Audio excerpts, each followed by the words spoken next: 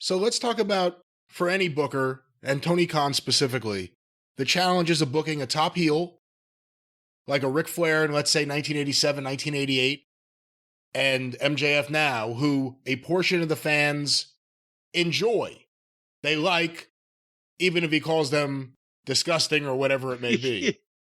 How do you book around that? And also with AEW, they need to build up some guys. We're getting to a point now where it feels like a lot of guys, other than an MJF, a lot of guys are missed opportunities. Jungle Boy, and they're trying to do something now. Ricky Starks, they're trying to do something now.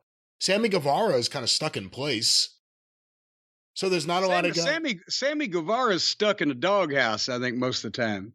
But you need to build up some guys for a heel MJF. You need to have some guys. Obviously, you don't want to rush a Wardlow thing right now, and Wardlow's cooled off completely. But how do you book a heel world champion who a portion of the fans are going to like, unless all of a sudden, the next Steve Austin comes to be his opponent? Yeah.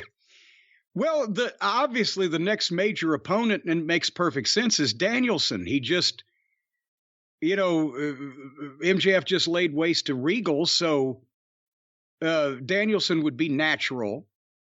And also those matches, I'm sure, will be very good. And I don't think Danielson would be as hard to work with mentally or physically as most of the other people that, you could choose from. Having said that, that is indeed the problem. And you mentioned, booking Flair, booking a heel, champion. You've got to have strong baby faces, which is what, when Ric Flair was a heel and member of the Four Horsemen, they always had. And just the fact that, again, I'm not knocking Ricky Starks, but to this point, he has not been portrayed at the single main event world title level. And they just had him win a tournament. And I'm not saying he shouldn't get an opportunity, but that's not an answer for him. The Ricky Starks is not the equivalent of Sting in 1989, right? Not in his presentation at this point. And the one obvious babyface, Danielson, is the guy that just came out and had to fucking tell that tale of sorrow and woe and switch heel in front of half the crowd the other day on TV. But at least, yes, they will get behind him in this instance, going for revenge for his lordship. But besides Danielson, who's been portrayed at a main event level, who is obviously has a long history and track record and respect from the fans, that's a money matchup. That's pay-per-view. Ricky Starks isn't. Not because of his talent, because of his presentation. Moxley, nobody wants to see it against Moxley again. Please, God. No. God. No. And explain to me who their other main event baby faces are. And does anybody want to see MJF against Twinkle Toes? God, please tell me no. Please tell me no. Beyond that, does that camp want to interact with people who aren't part of their clique anymore in any way? So, I mean, that's another issue. Well, and vice versa. Would there be a few people not in that clique that would want to have to be put into a position to interact with that clique? And Paige, who just got in the strong baby faces are doing everything they can to split their appeal, because now Paige is fighting Moxley. And boy, howdy, I just can't wait to see how that turns out. But so somebody's going to naturally have to pick a side and blah, blah, blah. Dusty Rhodes, as booker of Ric Flair as champion, had Sting, had the Road Warriors, had Magnum TA, had Nikita Koloff as a babyface during that run, had Barry Windham, had at every point some of the, not necessarily the best working now. Obviously, Hawk and Animal never claimed to be goddamn real last name of Gotch. They were great attractions and they could work their gimmicks, but they weren't out there doing fucking hip tosses and fucking intricate chain wrestling. Dusty always had the best technically working heels: Arn Anderson, Ric Flair, Tully Blanchard, the Midnight Express, and the most appealing larger than life personality baby faces that the people would love and want to see kick these heels' asses. And the heels were such good workers, they were capable of getting their ass kicked in the proper way that it didn't kill them off. That was the formula.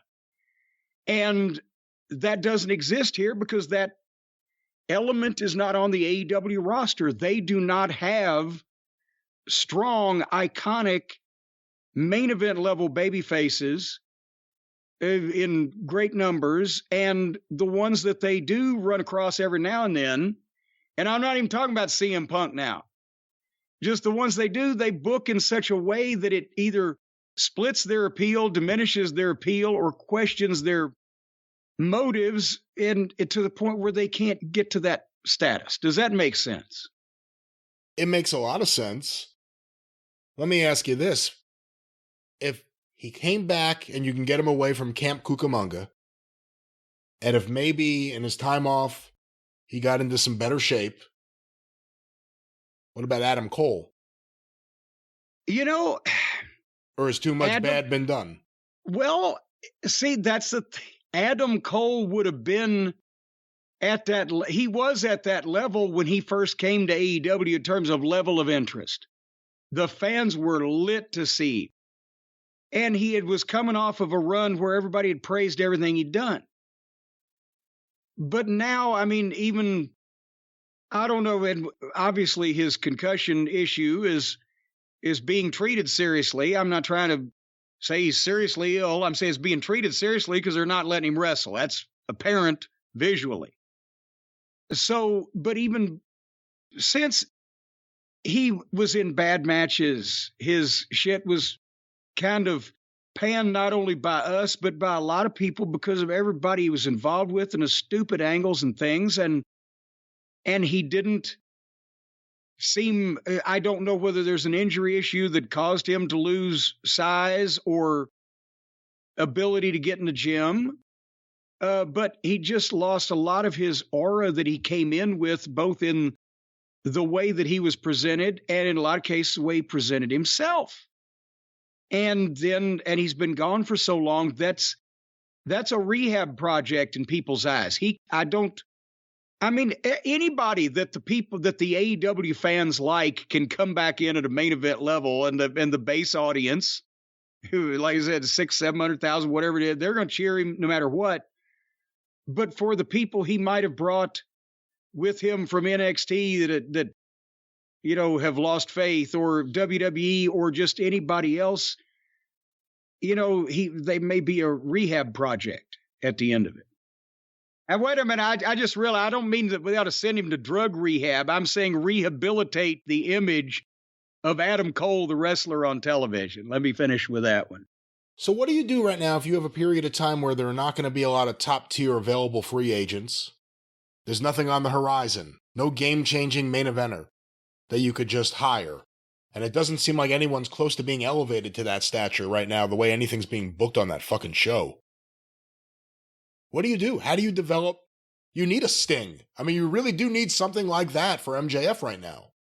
An 88 Sting, I'm saying, not current Sting.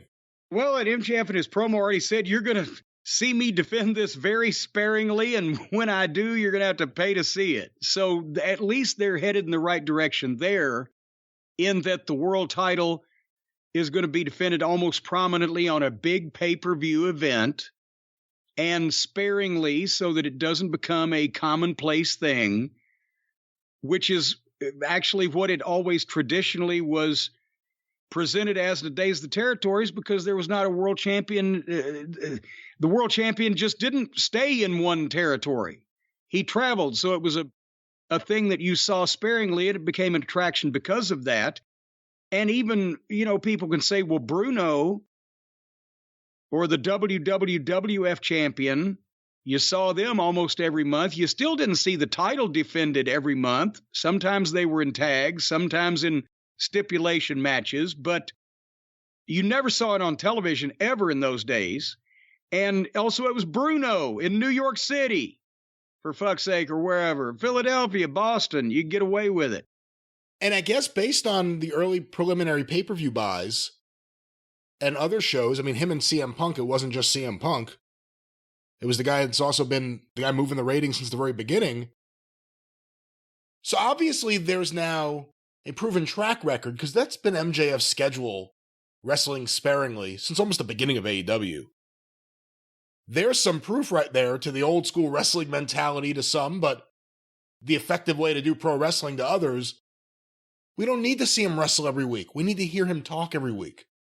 And it can't be 30 seconds, and it can't be throwaway, and it has to make sense, and it has to be something that you just need to tune into. Right. He's a guy, he can manipulate other people. He can say, you want a shot at my title? Well, hey, come here, fucking Hobbs. Look at here, Hobbs. Here's 10 grand. Fuck this guy up. If you can beat Hobbs, you get a title shot.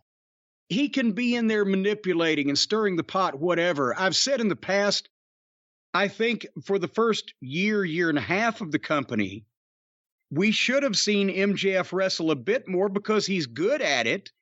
If they were 6-minute squash, not even squash matches, but just 6-minute matches where he could show what he could do, give the other guy a little offense, and then get a decisive win with his finish. He should have had more of those. He's past that point, I think, at this time. Obviously, he's world champion. But you don't want to see him every week, and you don't want to see everybody almost winning after 20 minutes, taking him to the limit when you're never going to see that person in a pay-per-view main event. So yes, that, and I mean, I think the fans, obviously the AEW fans, are supposed to resent MJF for when they say barely ever wrestles and Moxley says he never wrestles or whatever. They're supposed to resent it, but I think some of the fucking marks in the locker room do also, that this guy's good enough that he's able to get over to that level without going out and doing something every week. But again, this is the AEW world title, the company that we're talking about, their world title, not the Ring of Honor world title. And because that is obviously a vanity angle for Jericho to get a major win on television every week, which is why he presented it to Tony. But that's why the Ring of Honor world title is being defended every week on television. It's not about getting the Ring of Honor world title over. It's about getting Jericho over. And anybody can get a Ring of Honor world title match. Well, beyond that, though, and I actually think Claudio's about to win it back. But no matter who the Ring of Honor champion is, does it hurt the AEW world champion to have another world champion on the same show? Obviously, yes, it would, except I think we're down to the point where anybody that's watching this show at this point already just knows, just like, everybody's got a belt. I'm just going to watch for the main event stuff. If this was attracting a large audience in terms of numbers of mainstream people, it'd be confusing as fuck. All right, well, that was the official word. Confusing as fuck. Confusing as fuck is the technical term.